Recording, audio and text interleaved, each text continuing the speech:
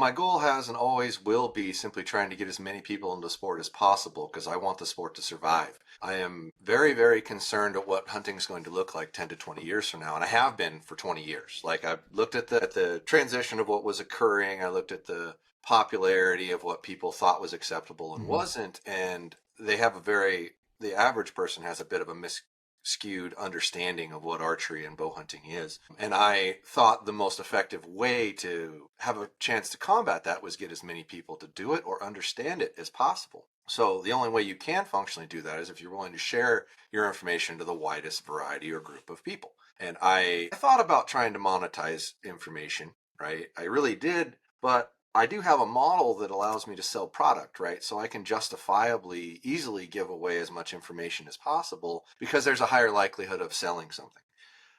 But even if I didn't have that, like let's say I took one of the opportunities along the way as I got older for different business ventures and I didn't need to do this anymore, I would probably still be doing this, because I want the sport to grow as much as possible. And the only way to do that is to make it as easy to try as possible and as easy to try to work on it yourself as possible. Because over the years of watching people come and go in my store, the ones that wanted to understand how it worked and wanted you to explain it to them and teach them, one, they stayed in it longer. Two, they got more people into the sport because they became more of a knowledge base. What's going on, guys? Welcome back to the podcast. Today we've got a special guest for you. Today we have MFJJ, podium archer. You may know him as Josh Jones, but he is a force to be reckoned with on YouTube, giving out information on bows and arrows, archery equipment, etc., and has some crazy announcements recently. But I've gotten to know MFJJ a little bit, and he is just a wealth of knowledge. You may not always agree with him, and that's perfectly fine, but he puts out so much information for all the archers out there, and also encourages you to go to your local pro shop, not just buy from him. If you're going or have one local, go support them. Make sure you're giving the support where it needs to go. So with that being said, guys, before we get into this conversation with MFJJ, lots of fun topics that we're going to get into, but we want to remind you that there's tons of deals going on right now. If you're watching this over Black Friday, Cyber Monday weekend, we have deals from Cruiser. We've got deals over at Initial Ascent. There's deals at BlackOvis. First Form, for the first time I've ever seen, is discounting the energy drinks and things of that nature. Tons of clearance items. So many opportunities. Go check out the links down below if you want to support the show, support me here, support my family. In that way, I really appreciate it if you're in the opportunity right now to go shopping for Christmas or Black Friday yourself, whatever it may be. Go check it out. Also, Ollin Nexus system is live on their website for you to be able to go order. No more pre-orders. Go in and order it live. Save 20% on your order by using code REDBEARD. All of that goes to support partners of the show and supports me as well. I really appreciate you guys. Now let's get into this conversation with Josh Jones at Podium Archer. Welcome back to the RedBeard Outdoors podcast. We've got a special guest today, guys. We have MFJJ, or Josh Jones, from Spokane Valley Archery. He is here with me today to discuss archery and what he does and how he's built the business that he's got, the presence that he has online. We just spent almost 20 minutes. I always do this where I spend all this time talking and I don't click the record button. I thought you were recorded. Well, that's even better to know. Like, there's no holds barred here. He's definitely open to chat and discuss things. And the biggest thing for me is, and we were talking about it, how I know I've got an amazing bow shop, but they don't have the online presence that I feel like they deserve. With the knowledge that they have, similar to MFJJ, and he's putting out information, so much free information out there for you guys to be able to go out there and check out and use it at home if you don't have a shop that you can trust locally, or if you do. Something else that I appreciate that you've been saying for a while now is don't go to your store, go to the local archery shop and support them. And now you can go in with an educated conversation rather than going in kicking tires and worrying you're asking the wrong questions. All of those things are reasons why I wanted to bring Josh Jones on today, because he knows what he's doing. He's been in archery for a while.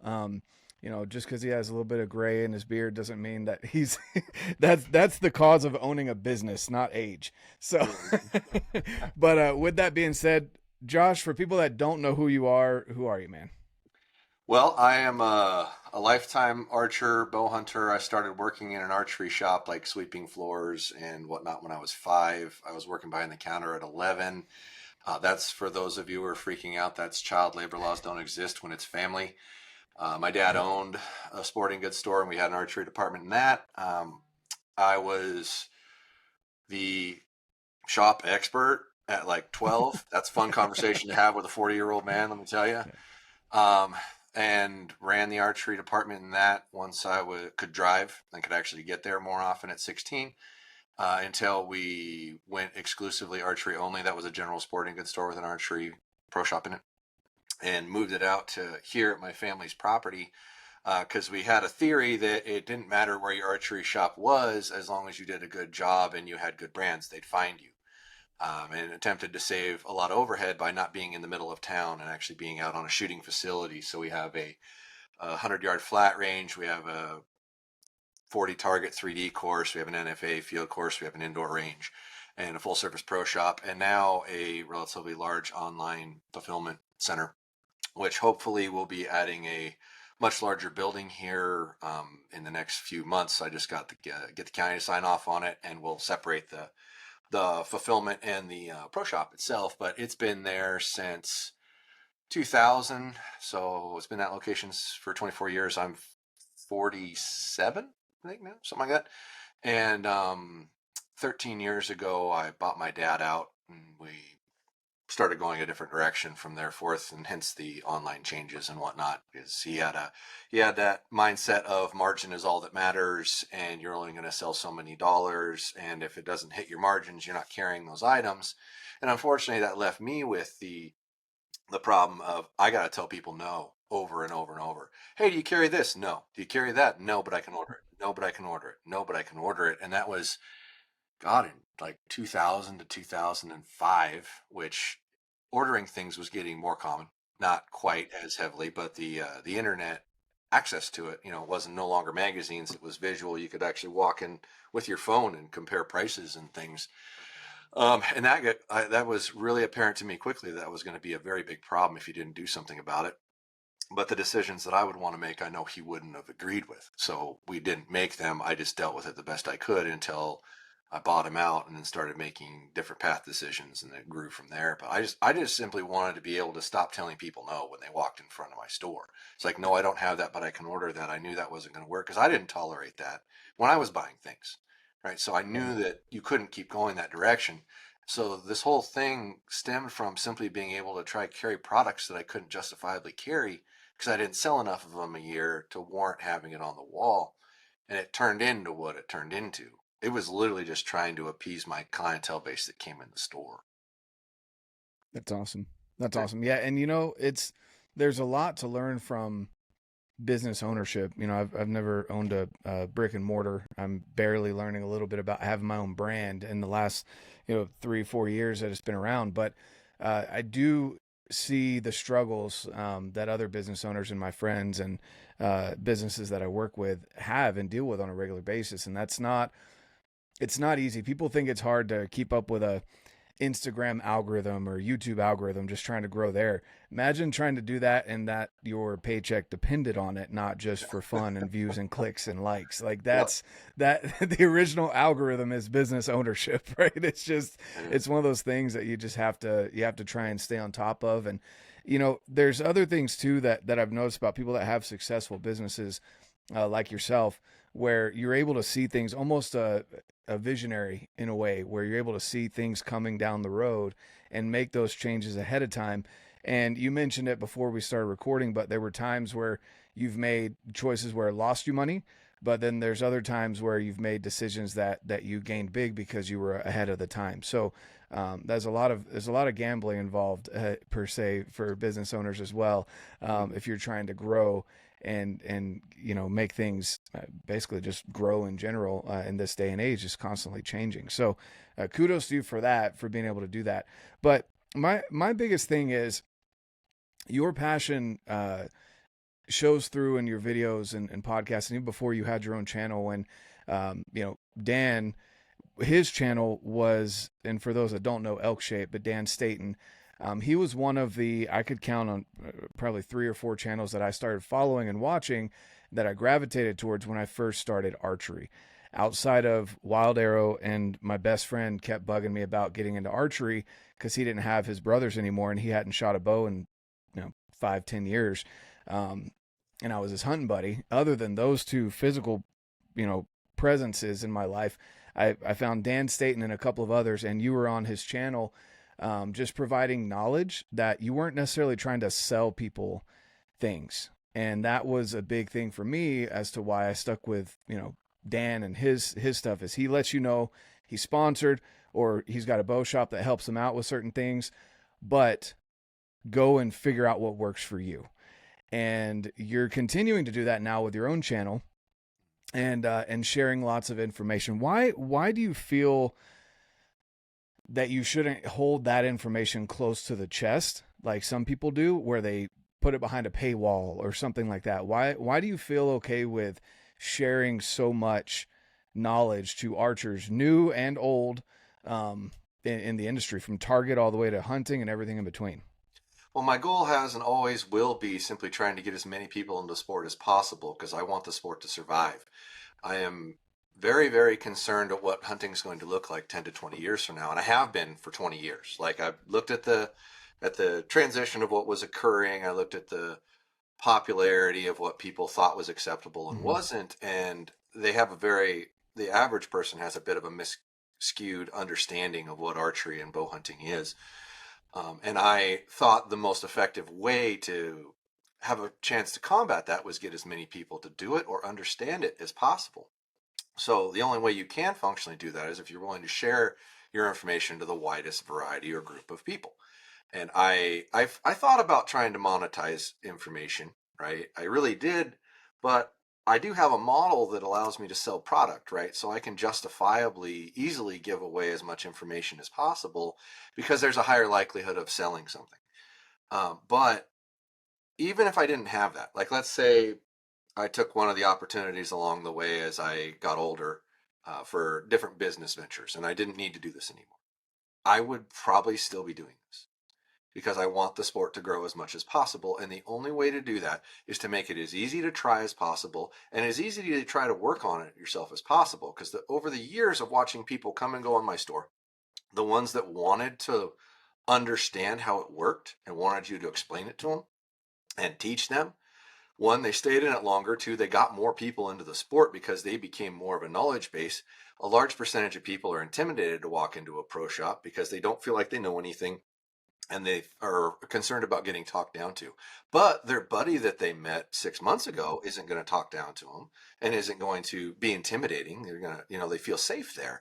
So the more people that you share that information with, the more knowledge base that you give away to consumers, even if it's just locally in your area, the bigger you will become. Multiple reasons. One, you taught them something that worked. Now, this assuming the knowledge that you're giving away is good knowledge.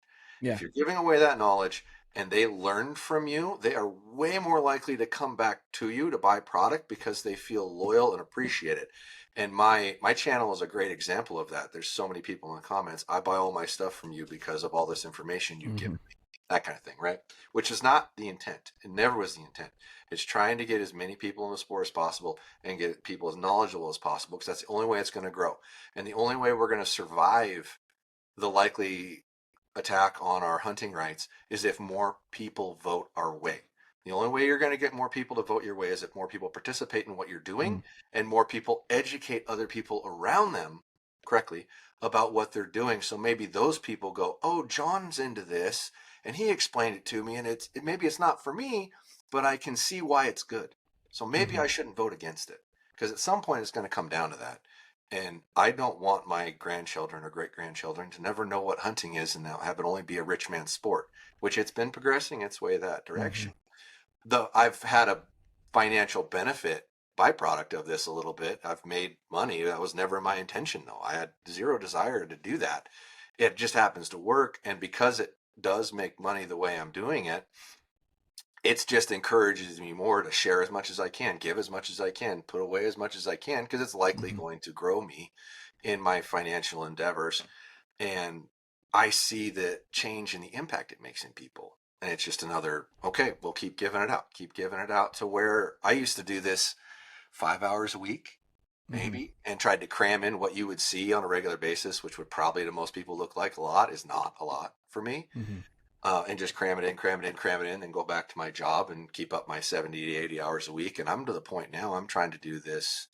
My goal by the end of the year is be 30 to 40 hours a week of just this, and maybe 10 or 20 in my shop, and Hmm. cap it at 60, because I can't keep doing that. I'm going to die. Yeah. Yeah. Yeah. Yeah. Like I said, guys, the gray in his beard isn't from age; it's from business ownership. It's a It's a lot. real thing. My daughter, I'm only 32. My daughter pointed out I had a white hair in my beard the other day, and I was like, that one's from you.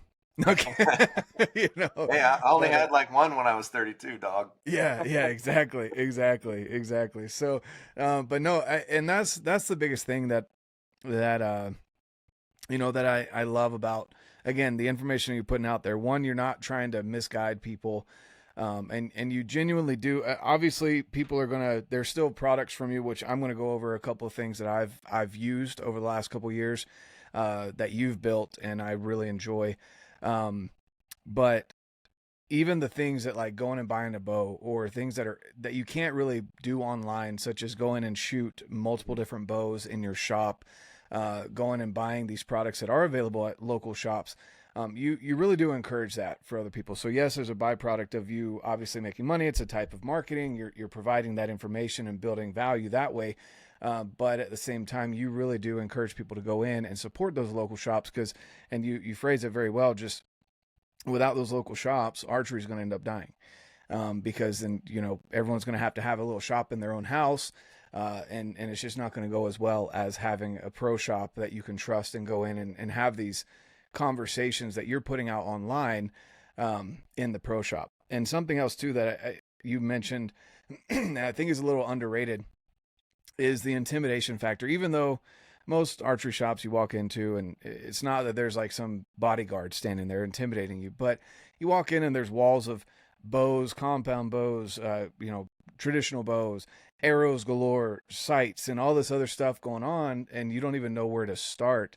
You can feel a little dumb walking in there, and us guys with our pride can feel a little not intimidated per se, but almost prideful of like, well, I don't want to ask the wrong question, and you try and beat around the bush and such. And so, without having someone that like you is putting it out there on YouTube to reach the masses, to be able to go in and ask those good questions at their pro shop, I think that definitely breaks down another barrier for a lot of people getting into archery.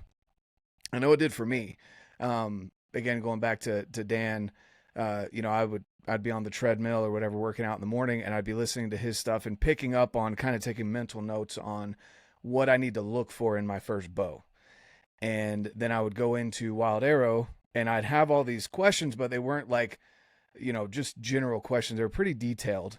And the guys picked up on that, and then in turn spent a little bit more time with me dialing in what exactly I wanted. And I wasn't just trying to kick tires. I was going to buy. It was just I wanted to buy the right thing for my first bow. Mm-hmm. And so I again definitely think that's a big help for a lot of people out there. So I appreciate that you do that. Well, that was Now, kind of part of the hope of it, was the back benefit for my guys is going over all these bows, going over all their differences, etc. every year.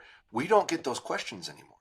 Like, it saves mm-hmm, time, because you used to have a guy come in. Well, how fast is this one? What's the weight of this one? mm-hmm, What's the right? Those questions never happen anymore. Like, almost every customer that walks in the store was researching it, because there's a decent amount of knowledge out there. yep, No different than some of the basic questions that you would have, which is where my Archery 101 series, which I haven't still gotten a lot of information back from people. I'm like, give me basic questions. I've even got I finally wrote my daughter back into working for me 15, 20 hours a week. And she's just starting to kind of get into it a little bit. I'm like, hey, what are your questions?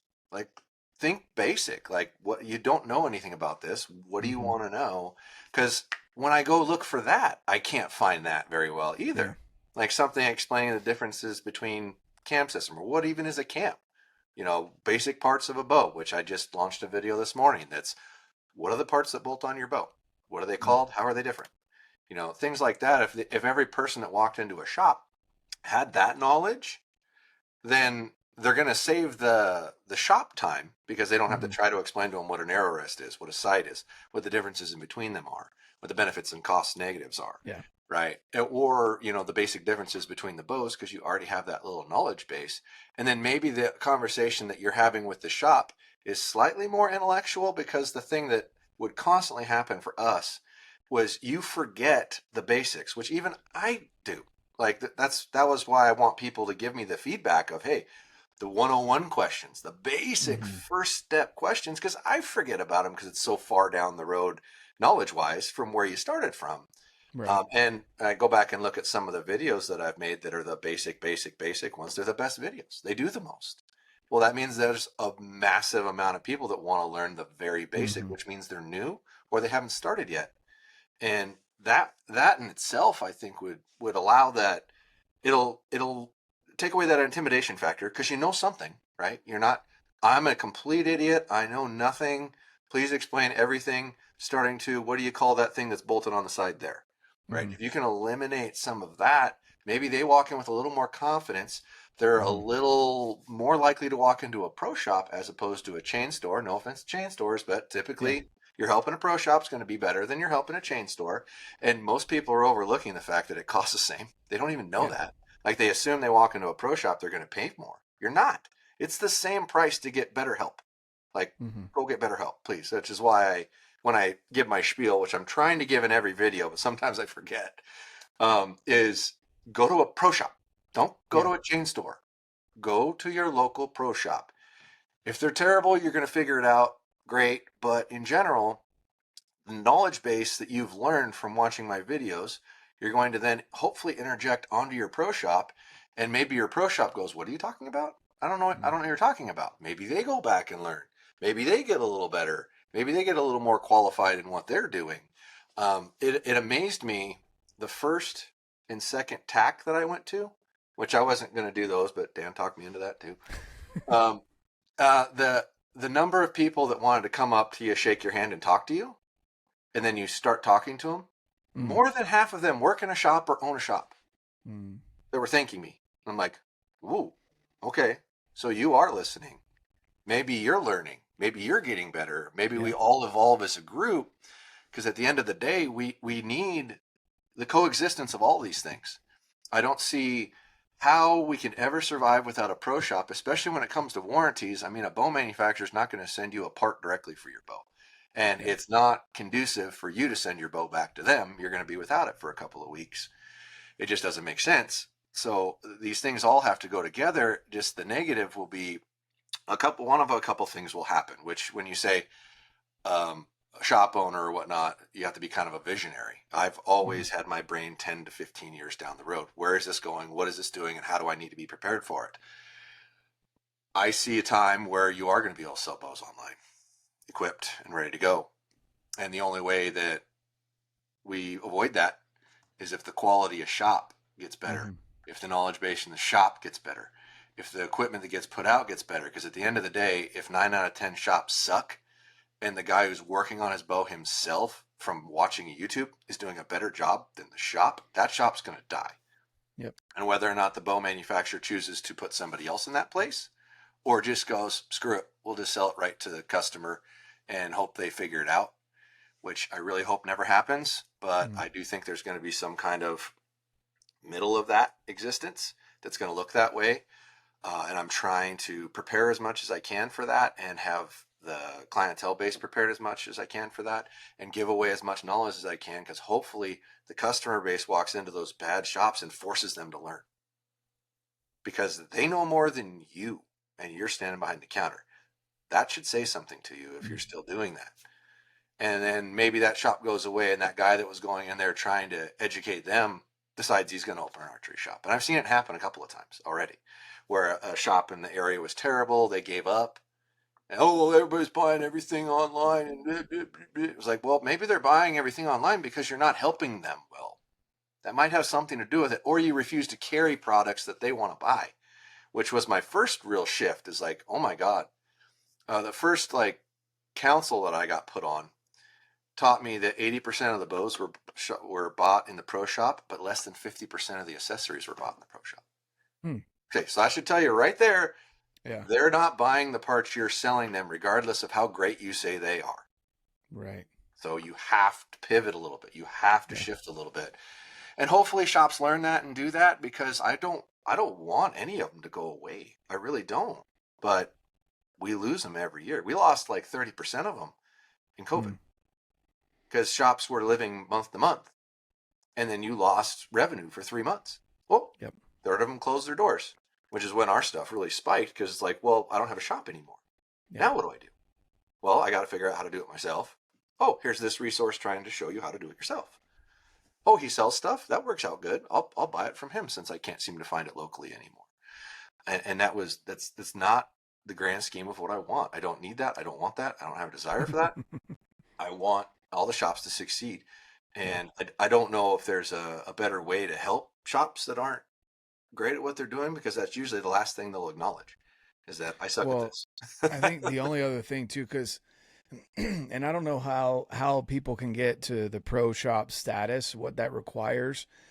Is there any kind of like education, kind of like, you know, you go to a CrossFit gym, you have to go to certain seminars to get X level of training, and you don't have, okay. So maybe that would be something, is to have some kind of like standardized training that, you know, they could do online or something like that, so that they could go through and check off, just kind of an idea out there, but having some kind of standardization so everyone could be at that same level. Because I love what you're saying there about bringing people up, not trying to put people out of business. You don't want that or need that. And trying to raise the tide, you know, with what you're doing and what other shops could be doing across the nation. You know, that's just something that I've kind of thought about every once in a while. I'm like, I wonder how you get that pro shop status, and if there could be some kind of, I don't know, not administration, but something that there's some kind of level playing field across the board, that you at least have this level of education and knowledge Well, to be able to hit that. normally, depending on brand, obviously, the requirements aren't really strict. I mean, you have to have a brick and mortar location. Traditionally, you have to, pass a credit check. You have to not have a dealer within a certain distance of you. They have to see a need to add another shop in that area. And your knowledge base isn't really that required for the most part, unfortunately. I've thought about that a lot too. Like, how do that would go into having a paywall versus not, and I don't want to do that. I want to give away everything. I want anyone to be able to access it and learn from it, because I don't want any reason why you didn't do it. Right. My goal is to remove your ability to say, no, I can't do that. Want to remove it. You need to be able to try everything you can think of. However, you'll learn a ton more from a hands-on experience than you ever would from watching a video. So my long-term hope, and the first camp that we did this year was somewhat of a pilot of that for me, to see how many people I can actually manage and maintain working on their own boat at the same time. Like, how many can I go around and work with? How many people need to be in a group working together to learn these things? And when we did this last camp in it was July, we had 45 people retune their bows, new strings and cables, start over. Like, here you go. Here's a new set. We're going to take this off. We're going to take this off. We're going to take this off. We're going to put this back on. We're going to reset these orientations. You're all tying your own string loop. You're all putting in your own peep. And we're going to wheel lean tune your bows if they're not tuned right, which that's really the biggest thing. I think that's an intimidation for most shops, is they just don't want to do that, or it scares them, or they don't understand it. Everything is going that direction, and every bow brand is making it easier and easier every year, to where you won't really have that excuse.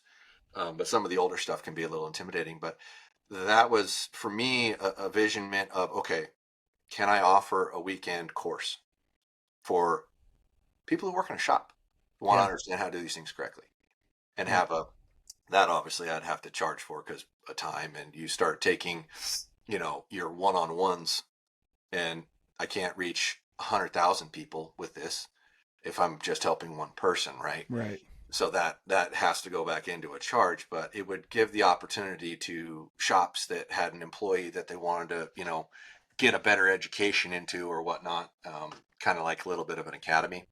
Yeah. Yeah. And that's part of the hope with my much bigger building is I'm leaving a percentage of it open. Just Yeah. house people, do an event, things like that, and let people learn how to do these things hands-on with their own equipment. And then morph that into some kind of a basic school.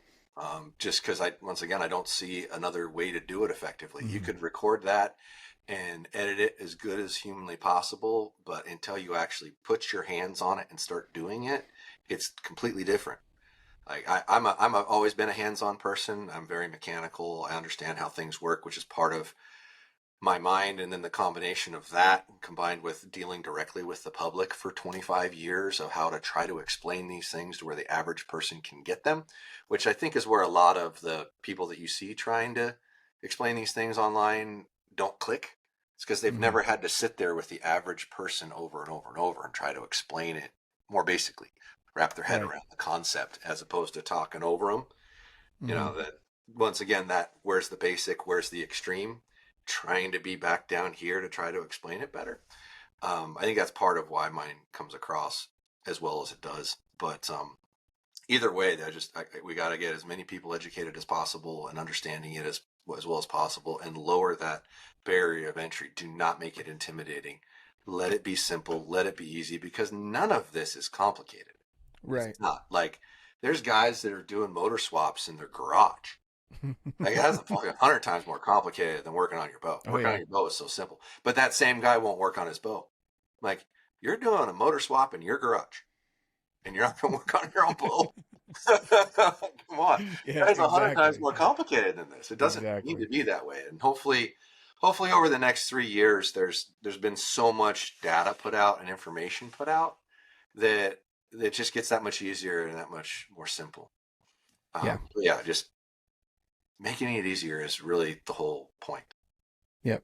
No, I couldn't agree more. That's and it's again, I'm kind of spoiled to be able to have the shop that I do so close and be good friends with them. I go up and help every once in a while. I still don't do a lot with bows themselves, but definitely help, customer service side and sales and walking people through, again, trying to break down that barrier of entry of you don't have to go buy the $500 sight on your first bow.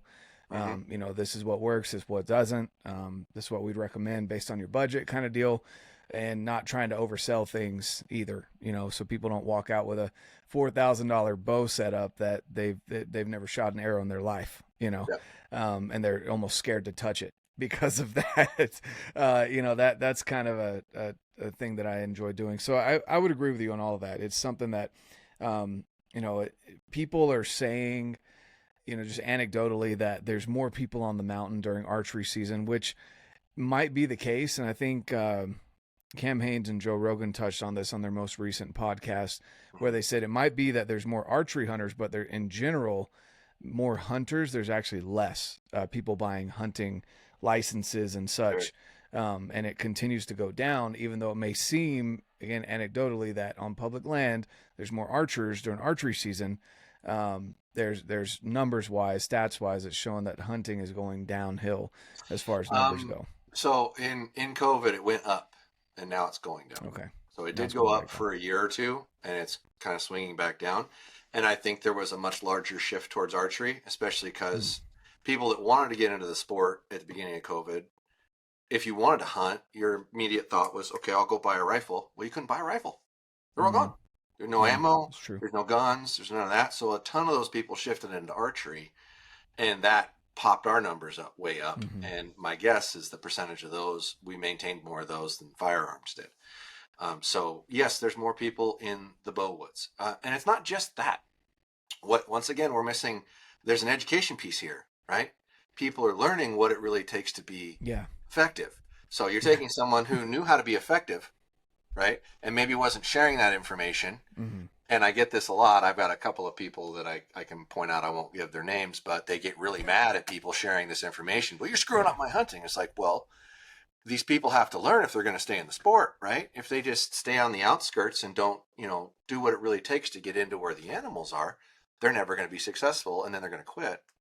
And every time I have a conversation with somebody like that, I go, do you want the sport to exist 20 years from now? Yeah, then stop being selfish. Yep. Because that's what you're doing. You're only thinking about yourself. You're only thinking about your long-term goals. If you told me right now, if we shut down the sport for 3 years or 2 years and it'll last for 200, I'd do it. And if I lost my business, so be it. Because we need to function in the long run. And whether it's mismanagement, whether it's poor philosophies, whether it's, oh God, a number of things, political things, predators, you name it, whatever it is, whatever's causing it to be more difficult. Yes, there's more people bow hunting, and they are taking way more of an effort, which should be applauded because they're making something that's already kind of hard, making it way harder, not having success and still doing it. So in a way, they're more committed than the other guy. Yeah. Because they're working harder for failure than you probably ever worked for failure because you had it easier, because every year it's gotten harder. And the only real true stuff that's not hard is, your private land, big private land managed areas, your landowner permits, things of that nature where it's really well managed, which are all not cheap, which are all things that fortunate for, the Joe Rogans of the world, that he doesn't even have to experience because he's not hunting a place where you would really see that. And Cam doesn't, for the most part, hunt places where you would see that anymore, but I'm sure the feedback they get, both of them, is immense in that regard. It's like, we have to take this experience that people are having and turn around and point it at our fishing game and point it at our politicians, saying, hey, I'm not seeing animals and I'm busting my ass. So what's going on? How's your management? How are you telling me this is positive and successful? At the end of the day, are they selling too many tags? Are they mismanaging their populations? I think they've been able to get away with poor management for a very long time. And this is not every state, but this is some states for certain. And you're seeing a reflection of that. Like, a lot of people buy a tag in their own state because it was cheap, on the off chance that they'd run into an occurrence or an instance. That same guy's now trying to get out there where you were. So there's just so much more knowledge at what it really takes to try to be successful. And that information didn't exist. So they're pushing people out to realize what this really is. And, you can also largely thank the Cam Hanes and the Joe Rogans of the world of encouraging people, being so positive on what we're getting, letting the secret out that what we're eating is way better than what you're eating. Like, it's way better for you, and it's the only thing you can get. And people are geared more towards health, I think, than they ever have been. So it's just a reflection of the reality of it. And people that try to stay in shape are taking on this sport. Well, they're more likely to hike way up in there and 5 miles back, 6 miles back, 7 miles back, like you've done forever, where you never saw anybody. Well, now you're seeing a half a dozen people because they're all taking the same characteristics. When I first started doing it, it was, you only needed to get a half mile away from the road because nobody left the road. So if you got a half mile back, you'd start running into the critters. Well, that's now everybody knows they need to go at least a half mile back off the road. So now that same guy got to go 5 miles back. Well, now everybody knows you got to go 4 or 5 miles back. Right? So you're running the same thing. You go deeper, or you just say, I can't do it. Or you deal with people. But yeah, there's definitely poor success needs to be turned around on your management. Period. And they need that feedback, especially states that don't manage themselves well. My state's horrible. Like, Washington is managed by 6 people. The game commission decides whatever they want to do. They take input from people, but they do whatever they want to do. And 5 of the 6 of them are anti-hunters. How in the world is it okay for game management to be managed by anti-hunters? It's just idiotic. But certain states, that's allowed. And any state, no offense to political ideologies, it seems like every blue state's going that direction. Why? Because you don't want hunting. Yeah, it's the same with, right now I've had Dan Gates on twice for the Prop 127 that's going on in Colorado. And, they're basically wording it so they can eventually, it's a slippery slope with words. And it's funny because, having kids, we call it the word game. When I'm like, hey, did you load the dishwasher? Or did you do the dishes? They're like, yeah, I loaded the dishwasher. What, did you put the soap in it? Did you click the start button? Like, that's the word game. And politicians do a very good job of that, where they can word something and then come back and be like, well, it's right here. So, you signed off on it. You voted on it. I got a great example of that in this state. Yeah. Finish, but I got a great example of that. Well, and so with Prop 127, I mean, you're seeing people that have moved from the West Coast into Colorado and have brought their their political views and standpoints about how cute and cuddly wolves and mountain lions, and but then you have the same people. There was one of the guys that said, well, what makes a turkey less important than a mountain lion?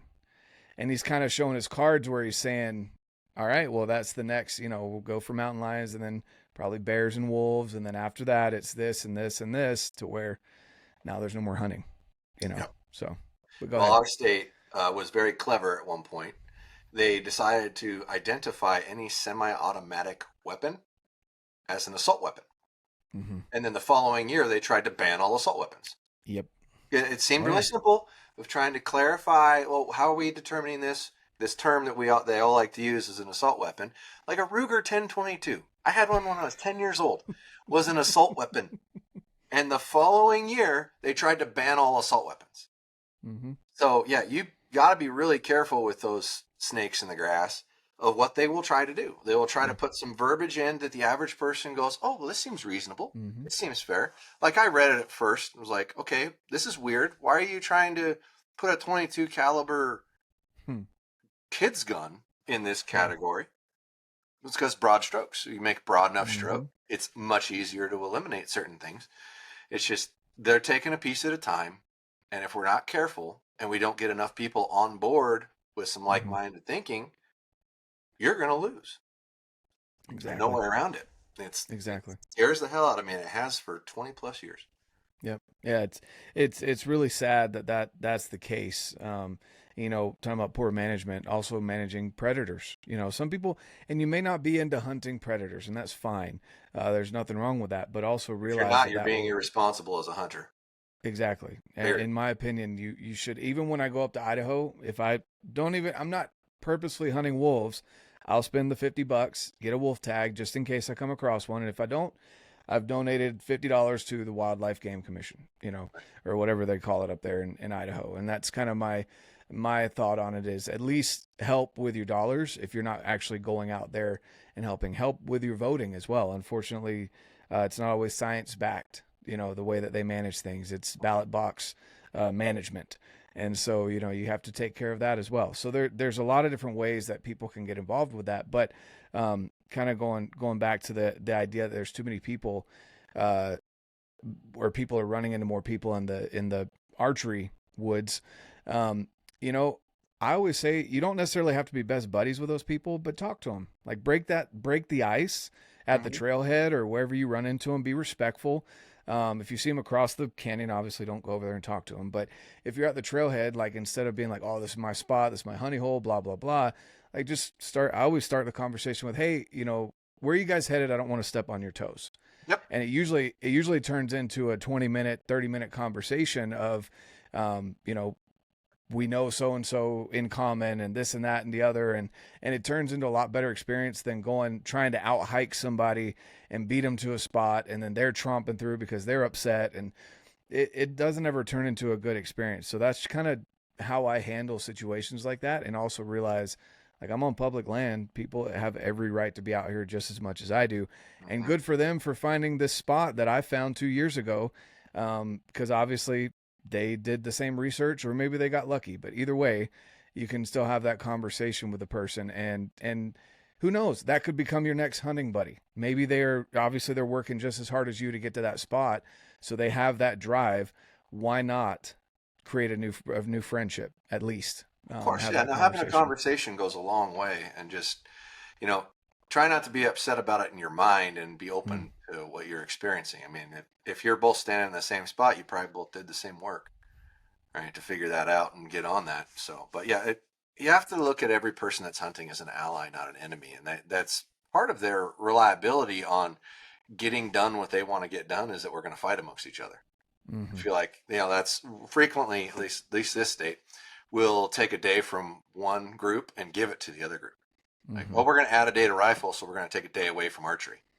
It's like they're literally trying to make you, and you see that in the regs, and you're like, those goddamn rifle hunters. It's like they're doing that on purpose. They want you to think of that as your enemy, so you don't realize that they're actually the enemy.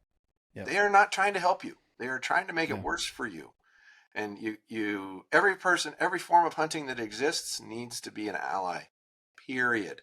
Because if you combine all of them together, they still outvote you. So you Yep. got to grow the group, whatever it is. And Exactly. if there's any way you get people that fish to see fishing and hunting as the same thing, we got a chance. Mm-hmm. But if you don't like incorporate, because more than half of the country fishes, Mm-hmm. they don't think twice about it. They think of hunting, they're like, oh my God. It's like, what's more barbaric? Yeah. Putting a metal hook through something's mouth in its home and ripping it out of its environment. Yeah. Or how often does that hook go through the eyeball? You know, Yeah, like, you know, exactly. it's just, it's a lot worse than. It'd be literally the equivalent of us tackling a deer and holding it underwater until it died. Wait, while you're getting pictures of it. While your buddies are taking pictures. I got him. Like, you're pulling it. It Yeah. can't breathe. Mm-hmm. And that's okay. Yeah. Like, yet, hopefully a well-placed arrow with a medical grade instrument on the front of it that makes it expire in 30 seconds or less, and 9 times out of 10 doesn't even know what the hell happened. Mm-hmm. Yeah, we're barbarians. Yeah. Sure. Yeah. I mean, yeah, it's exactly. any animal that dies by a man's hand in a hunting environment has a better death than it will have in nature. Its death in nature is the most brutal, nasty thing that you've ever seen, and yet we're all okay with that. Wait, they don't just die in their sleep. They don't just take a last breath, and they've Yeah. got their family around them, hanging out. The calves are there, and the bulls are there watching the mom die. Like, yeah, no, it's not like that at all. The odds are really high that animal died whilst being eaten and was still alive. Mm-hmm. Like, got injured. Or you see got those sick. bulls that, like, I saw one of my buddies found a deadhead that was stuck in between two aspens. And his I think it was his thirds had gotten hooked on this side of the aspen tree, and then the backs were too wide to go through. So he literally sat there and starved until he was gone, or something ate him while he was stuck there. But either way, like, the dummy decided to walk through the wrong set of trees, and then he was stuck and couldn't go anywhere. Like, I guarantee you something was eaten on him before he fully died. Yeah. And so miserable. that's just, that things like that aren't put on billboards by the other side. And, and you were talking about dates. I think it was 2 years ago, Utah added a youth rifle elk hunt crossed over the last 3 or 4 days of the archery hunt, which put safety aside, because that is a huge safety concern in my opinion. Because I know for me, I'm not going to let my kid go off without a rifle. But I also know there's a lot of parents that don't really care that much, and they will say, hey, you go over there, I'm going to go over here, we'll go, whatever. But setting the safety aside, this year, I killed a bull with my bow, and that same day, this kid, and I'd met him at the trailhead and was talking to him about where I was going and where they were going, etc. And he came back, and he had it was his first bull. It was a good, solid, mature 5x5. Nice. He killed it with a rifle, and I had my 3x3 over here. I could have easily gotten upset, jealous, mad, etc. Instead, I'm sitting there like, dude, that's freaking awesome. As a 16-year-old, getting to kill that bull at 80 yards with, I don't even care what weapon, rifle, bow, whatever.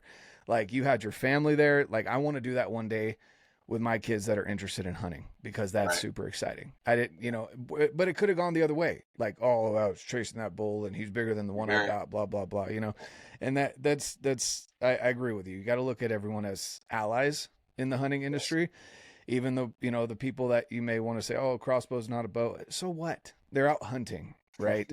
That's not the conversation you're having when you're trying to have those allies. And for one reason or another, that's the hardest one for people to broach. Like, crossbow gets the poacher shooting out of a car mentality so fast. And it's like, hey, what if he's not capable of shooting a bow well? What if, what if there's a physical ailment? What if he just doesn't want to practice and doesn't want to be inefficient? Like, would you be prouder of that guy for having a bow that he shot 3 times and went hunting with? No, let him be logical on what he's willing to do and not willing to do. They're all hunters. We're all hunters, period. And you are all allies with each other, and you need to accept that. You don't have another option. You don't have another choice. You don't accept that, we're dead. Guarantee it. They'll trim us away one at a time, and they'll pick the smallest group and take them out first. And then those people quit hunting instead of transition into another form of hunting, and now the vote's smaller. and you just keep picking away until there's none left. Exactly. So get out and vote with your vote, your dollars, and your conversations with people. Basically, is what you should be doing. Is just building the community up as much as you can. Now I want to talk a little bit about. I had some questions come in. I've got a little group that I just kind of let know who's coming on the podcast, and I have some questions that they've got for you. But also, I wanted to talk a little bit about this the half cert, the titanium half cert I used. I think last year was the first year you had it out, correct?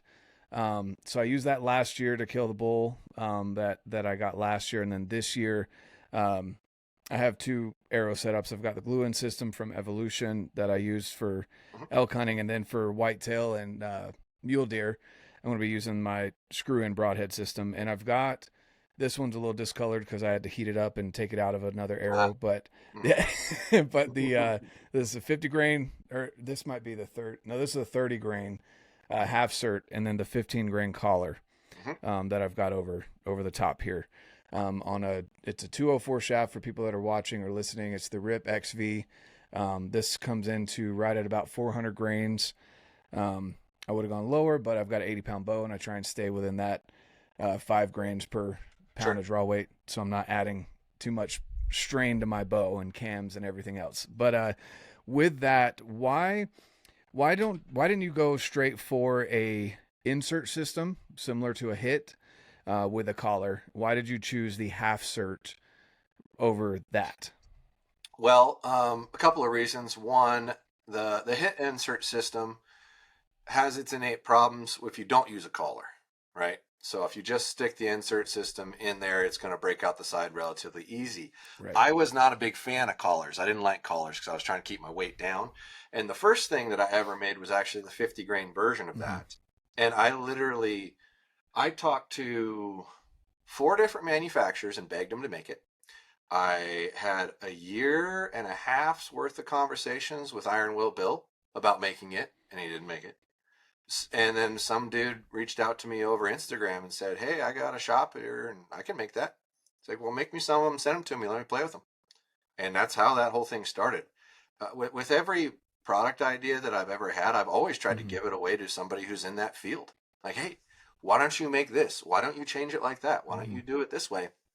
And some of them are in the world today that you wouldn't know I had input into at all. I just want better product. Period. I want everything to function better. And if there's a flaw in something that I see, I will try to inform them what I feel the flaw is. Engineers don't like to listen sometimes. And sometimes they do. You just never know on who you're dealing with, right? But I've always tried to give input to manufacturers, and I just got tired of some of it not being taken seriously. So when opportunities presented themselves or somebody had a desire to help me with it, I was like, yeah, sure, let's try it. I bought my first 1,000 inserts because I had to buy 1,000. And I thought I bought myself 1,000 inserts for the rest of my life. Seriously, right? Guess I'm just never going to need an insert again as long as I live. Yeah. And we sold all of them in like 3 weeks. I'm like, holy crap, I was way off. But the attempt to, I've always tried to keep my insert weight ideally around about 50 grains. Always trying. So that's where the insert that you just showed came from. It's like, all right, well, how do I make 50 grains with a collar? It's like, well, let's make this insert as short as small as possible and then make this collar that goes over the end of it, that goes over the end of the insert with the intent, and ended up with a 45 grain. So I was like, well, if we're going to make this light, let's just make it as light as you can make it and still have it function. And that's where we ended up with the 45. I do make a hit insert system now. But hit inserts really only work okay with a collar, period. Right. Because they just break out really easily. And there's always a level of depth issue, and it's hard. Being able to square your insert face and then put your insert in ensures that it's square, as opposed to, well, you can always go back and re-square the carbon, but when you square carbon, you lose a lot of it, and then the depth difference between your insert and your point changes. And I always just felt it held up better as a one-piece system. So that's why I made it the way I made it. And I actually made it off of Gold Tip's stainless steel insert. Yeah, it was almost exactly the same. And I called them. I'm like, hey, is there like any patents or anything on this thing? They're like, nope, go nuts. It's like, all right, cool, thanks. And off we went. But yeah, that's evolved into a whole bunch of different stuff because I think that in general, most manufacturers didn't think people would pay the price for a titanium component. Titanium. And now you're seeing a lot more manufacturers coming out with titanium components because they will. So, and it'll be a market that's decent for a while and will probably go away, and then I'll evolve into something else, just like I always do, because I'm trying to stay 10 or 15 years ahead of what's happening. Right. Yeah. And that's so I had the 50 grain half cert last year is what I used with no collar. And then you came out with the 30 grain with the 15 grain collar, and I moved to that. Same thing. I generally have kept it right around 50 grains for my half cert or insert up front. Before that, I was using the Victory one that comes with them, the 50 grain, which is good. I've had good results with that. I understand the weaknesses, and I've talked with them about that, as I'm sure you have and many other people have about it. But this system, I mean, for me, it was worth, and for anyone that is into getting aftermarket things for your arrows, at least components for your arrows, this has worked well. Again, this one's discolored because I heated it up to pull it out of actually this arrow right here, which was smushed, and I just cut it down, and I'm gonna build it out for my kids to use. But it really does a good job of holding up. Like I said, I sent it through a bull last year, and then I've put it into, I mean, it's gone through targets and hit hard things, or I've missed targets and found half the arrow, the front half of the arrow, and been able to pull the insert out and put it in other arrows. So, yes, it's an expense up front to buy the titanium, but if you're even if you miss and hit a rock or something like that, you're able to recover it as long as you can unscrew the tip. I did have one that I couldn't unscrew the field point from, but yeah, if your field point bends enough, you can't get it back out. And don't get it twisted. You can bend them. They're just really hard to bend. Like it's rare that you get one to bend, but it does happen. But like the number of times a guy pulls one out of a broken arrow where the insert's crammed way down inside the arrow, and pull it back out, stick it on another arrow and spin it, and it's still straight, still kind of amazes me how hard those are to bend, which is part of being an excessively hard material. But that's inherent in cost, because it's not just an expensive material, it's expensive to machine because it goes through tooling like crazy, because it's such a hard thing to cut.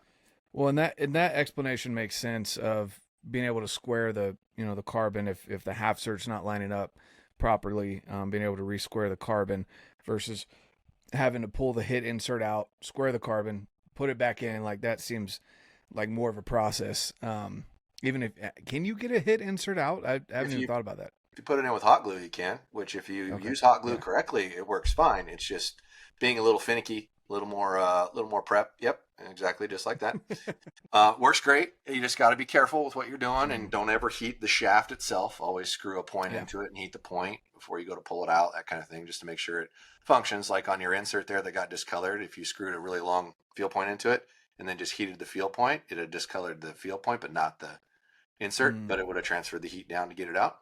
And in future reference, if you ever need to pull one out, boil water and dunk it in water. Pops right out. So before that, so that hot melt is actually the hot melt that you sell. Because I used, I think it was blue, the boning blue stuff before, and that. Well, I found that out, right? So, and I couldn't find any of the other good stuff, and then you started selling those little blocks on your website, and I've been using that since, and that has worked really well. But the reason that one was this color because I used fletching glue, just super glued it, and that's what I did for general until I found that hot melt. It was all super glue, and I've tried the boiling. Sometimes that works with super glue, but usually you have to get it pretty hot. You got to remember your arrow's put together with resin, just like super glue's resin, right? So you're likely to have to heat it up so much that you're probably going to damage the arrow. The only way to really get super glued point out is to heat the insert. I still would put a point in it, so the bulk of the heat's in the point, but you are going to discolor it trying to get it out.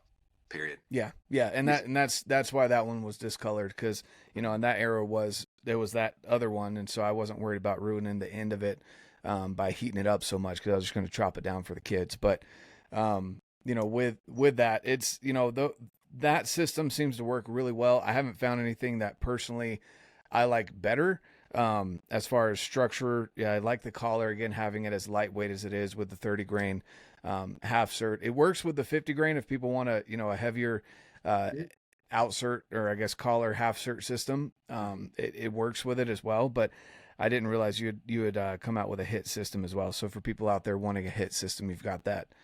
Yeah, the hit's not licensed anymore, so anybody can make the hit insert system. For a long time, Easton carried the license on that, so you had to pay them to make it, and they let that go this last year. So anybody can make a hit insert now, and I make a titanium one and then 2 different steel ones. I think it's like 12 grains, 25 grains, and 50 grains, if I remember right, on them, and collars that coincide.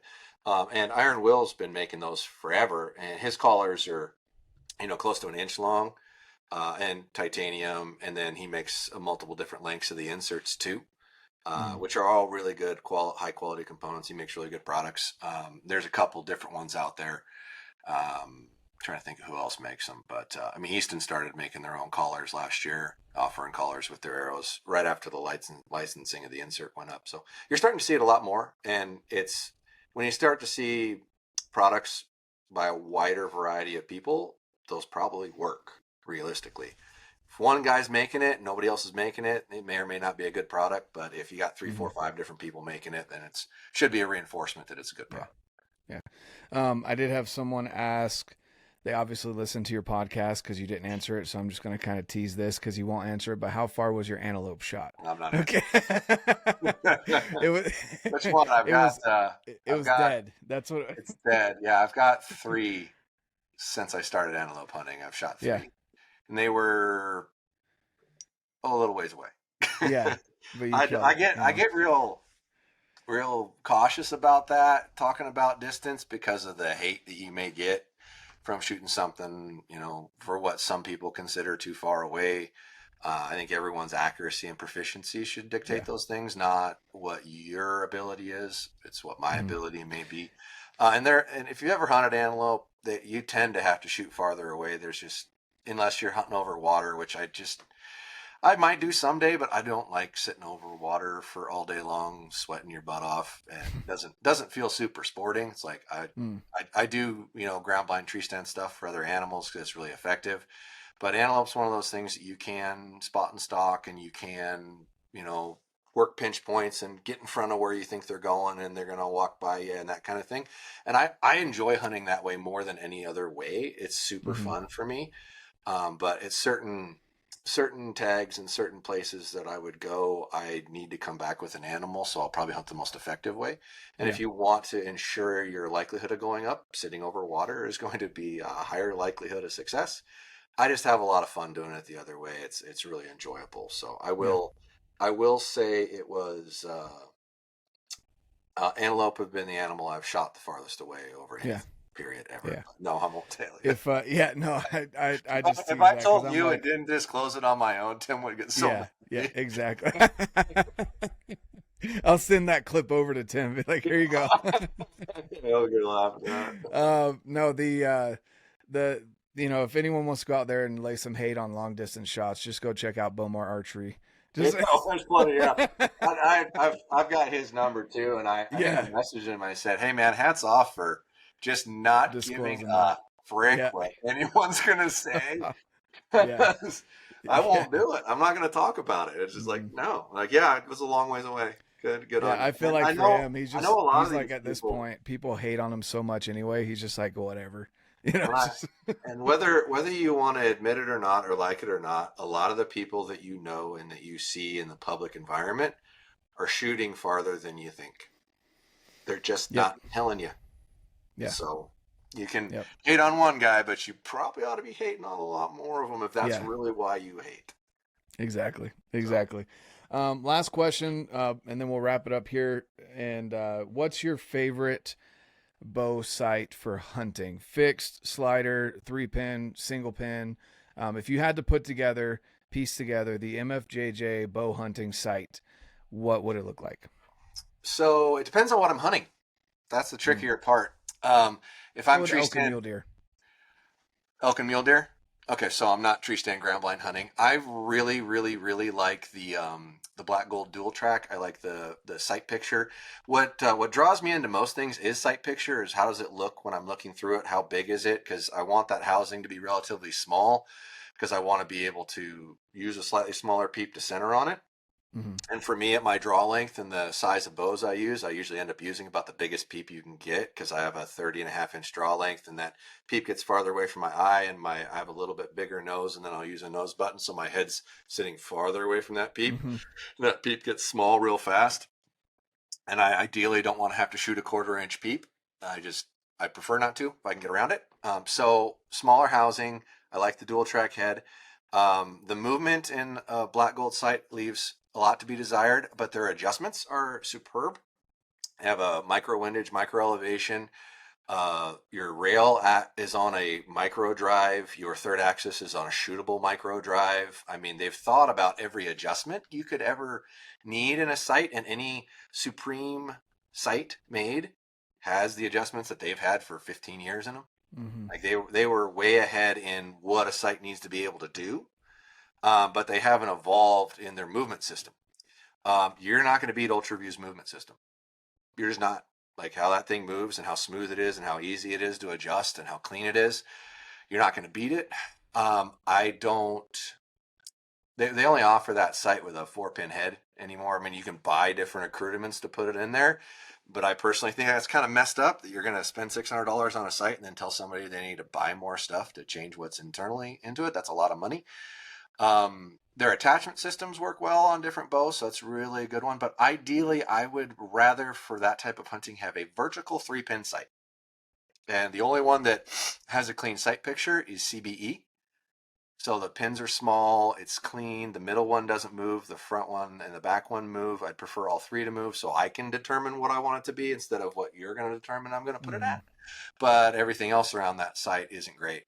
So I actually at one point had cannibalized a boonie and put a CBE head on it and ground it down to fit and bolt it together, but I still didn't like the sight picture super well over like an UltraView 2-pin head because it was small and clean. So my elk hunting sight this year was an UltraView 2-pin that I took the batteries out of on the smaller housing, the UV3, not the big one, because the big one's too big when you start trying to frame it at my draw length, on a boonie. I wanted to get a lot of time behind the boonie, and I did like it, but I didn't like the movement as much as I liked the UltraView, but I did like the adjustments on the boonie better on your rails and whatnot. The rail adjustments on the UltraView leaves something to be desired. So if you were going to make it as functional as possible, you would probably take Black Gold's movements, UltraView's movable head, and put a third pin in the dual track upper, personally, to make it as nice as possible. So each sight has its own perks and benefits. But if you had to just buy one sight and not deviate away from anything, I'd probably buy a boonie. They're really hard to beat. The movement in it's really nice. It's ergonomic. It's not heavy. They could use an update on their scope heads a lot because they haven't changed them and they're kind of a little bulky. But the functionality of that and the integrational options between each different sight, like there isn't a sight made, in my opinion, that goes better on multiple different bows types of setups than that one. It was very seamless, very simple. And all their adjustments work and work well, as opposed to they work, but they kind of don't do a great job of it. So if I had to pick one sight, period, right now, I'd probably buy a boonie. But I have a sneaking suspicion we will see improvements here in the next month or two or whatever, somewhere in there. So I know a couple brands I've talked to are claiming some big changes. So yeah. We'll see. Yeah, we'll see. We'll see. Well, awesome. Is there anything we haven't hit on that maybe you want to address before we wrap this up here? Well, I give my standard spiel that I would put in any video. Go to your pro shop. You need them. They need you. If they're doing a damn of a good job at all for you, if there's ever anything you're going to need from them, you need them to be there. And if you're buying things online and not buying it from your pro shop, eventually they won't be there. Unless they're terrible and they do a horrible job and they're worthless, etc., whatever reasonings you want to give, please go buy it from them. But if you are going to buy it online, give podiumarcher.com a try and use coupon code MFJJ to save you a little money. Perfect. How's that? It's almost like I practiced it. Yeah, it's like you've said it a couple times. But please go buy it at your pro shop. You need them.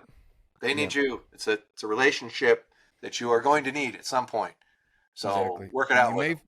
You may find it a little cheaper on Amazon or whatever, but you're not getting them to cite it in for you or anything like that. they're getting pretty good at it not being cheaper on Amazon. Like there's I've been dealing with, because I've sold on Amazon for a couple of years, and the inherent problems of being able to enforce a price and keep a price have been ironed out a lot. Not everybody's got it perfect yet, but they are all working towards it. So we're going to see a day here in the next year to 2 years where you're not going to be able to buy it cheaper on Amazon than your shop if your shop's selling at the minimum they're allowed to sell at. Yeah. So we're going to get to a point where you're going to walk in that shop and they're going to be the same price. So then at that point, why aren't you going to your pro shop? You're not getting help from Amazon. You're not getting help from a chain store. You're not getting help from Walmart, right? Exactly. So go to the place that's going to give you help. Even if it's not perfect help, give them a chance.